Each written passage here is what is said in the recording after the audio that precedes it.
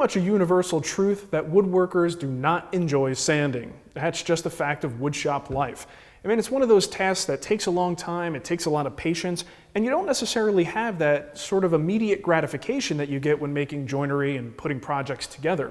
The problem is, if you ignore the sanding steps, you wind up with an end product that doesn't look as good. As soon as you put finish on an improperly sanded surface, you immediately know what's wrong with it. You see all those sanding swirls, you see the mill marks, it just doesn't look good. So it's incredibly important that we talk about sanding efficiency, because the more efficient the process is, the less money we're spending on sandpaper, and the faster we're going to get to the end of the project. And then of course, the better the project looks after the finish is applied. So let's jump into some tips that will boost your sanding efficiency. If you understand some of the basic sanding terminology, you're going to find it much easier to pick the right material for your project, because the bottom line is not all paper is created equal. So it's important that you read what it's made from and what's on it so you know how to use it. Let's start by talking about grit types. First up is aluminum oxide. This is the most common material used for woodworking. It's very durable, and it lasts a long time because it's friable. That means as you use it, the grit breaks apart and leaves more sharp edges. So the paper sands consistently over its lifetime and it lasts longer. You can use this stuff on more than just wood, and you'll see it used for sanding finishes, plastics, metal, and paint. Next up is garnet. Garnet is a natural abrasive, and it's generally only used to sand raw wood. The reason is because it's not friable. Instead, the grit wears down as you use it and ultimately leaves the wood with a smoother surface than aluminum oxide sandpaper. But I get such good results with my standard aluminum oxide papers that I don't really bother much with garnet. Next up is ceramic. Now, ceramic is really tough stuff, very durable. You might typically find it on things like belt sanders. Frankly, I don't really even have any in the shop just because I don't use it that often. It's for really heavy stock removal or thick finish removal. Now, there is one exception to this. I do have some of Festool's new granite line of paper. This stuff is kind of a special hybrid. It's a mix of ceramic as well as aluminum oxide. So it's a little bit of a different beast because it can be used on regular wood projects, and it's got a really long lifetime. It's kind of best of both worlds. So to tell you the truth, I haven't worked with it very much, and I'll have to report back on what I think of it. So that's the closest thing I have to a ceramic paper in my shop.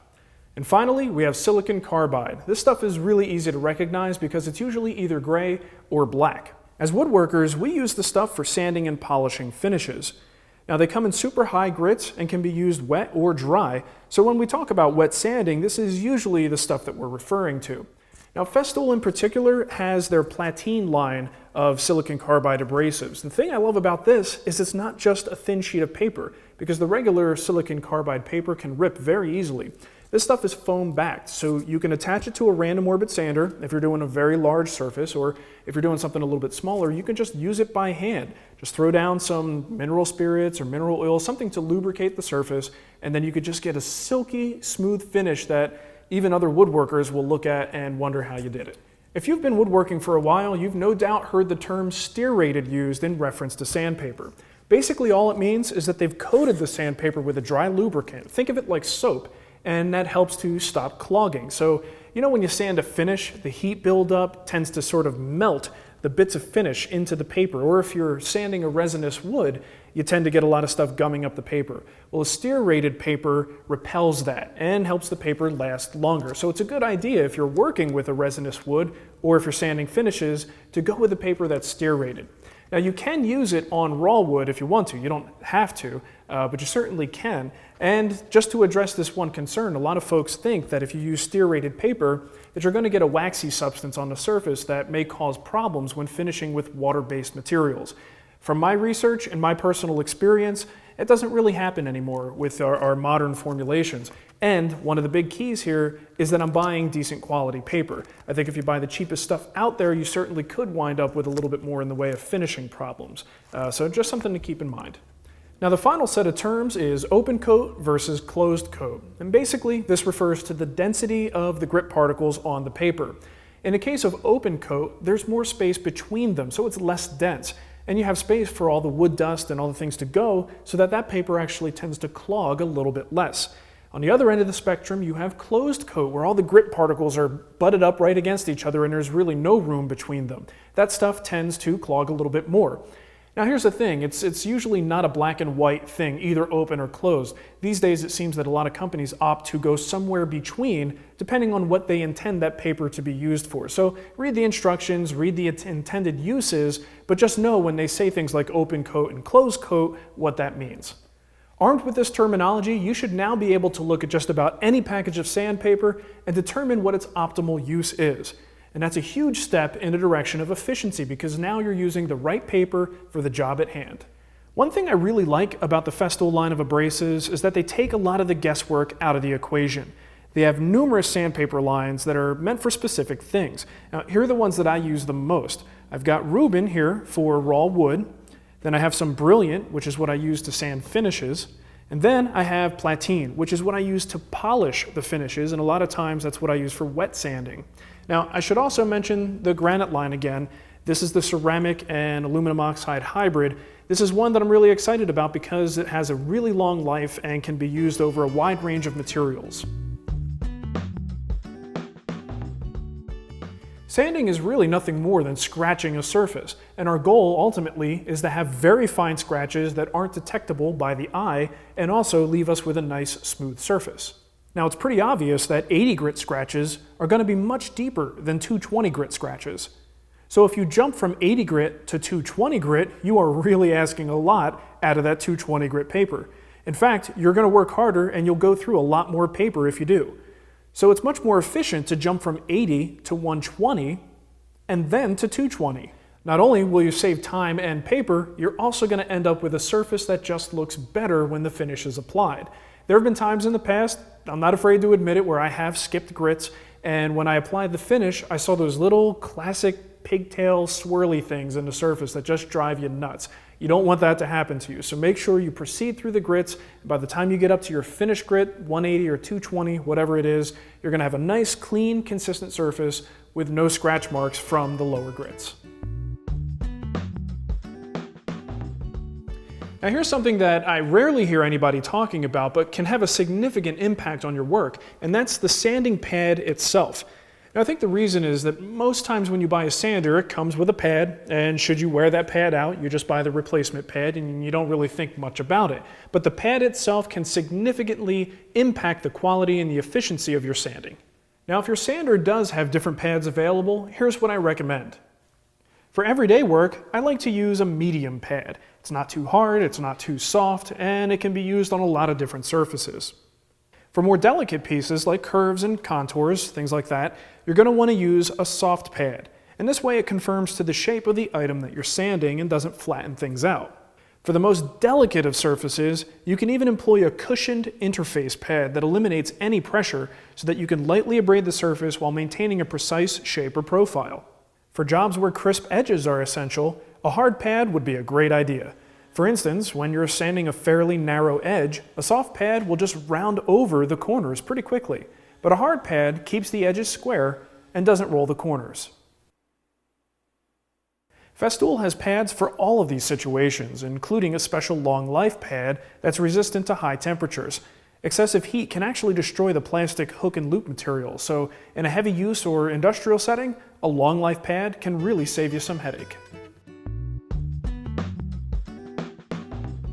Now, of course, we all know that dust is bad for us, and that's why I use a respirator when I'm in the shop. But ultimately, the best defense is to make sure that you don't have dust in the air in the first place. How do you do that? You have to collect it at the source. So when you're shopping for a sander, be sure you find one that has a good dust collection port on it. Now, a lot of these sanders come with those little attachment bags.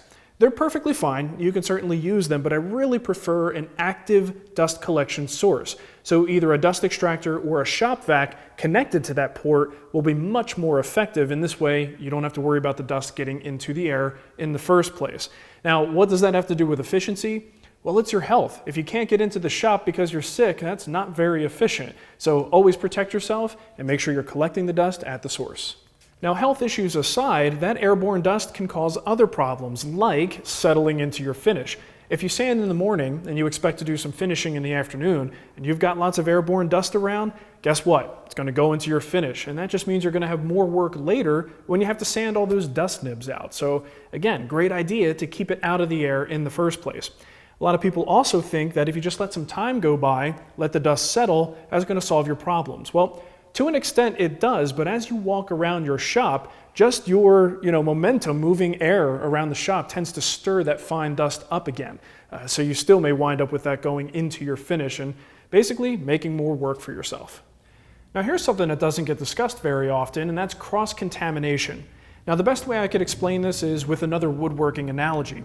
When you sharpen a chisel, let's say, and you want to go from 1,000 grit to 4,000 grit, usually you want to wash off the chisel and the honing guide, if you're using one, to make sure you get all of the 1,000 grit particles off so that you can go right to the 4,000 and you don't have the larger particles contaminating your finer sharpening.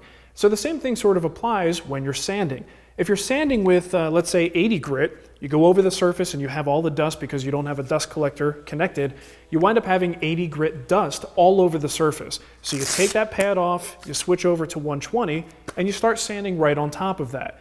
What that's going to do is actually drive those 80 grit particles into the surface, and it makes a whole lot of extra work for your 120 grit paper to be able to sand on that surface. So you really want to get all of the particles from the previous grit off of the surface first before you proceed to the next one. And if you're collecting the dust the entire time that you're doing it, you don't have anything to worry about because there's no dust on the surface. Now here are a couple tips for you before we go. Number one, don't buy cheap sandpaper.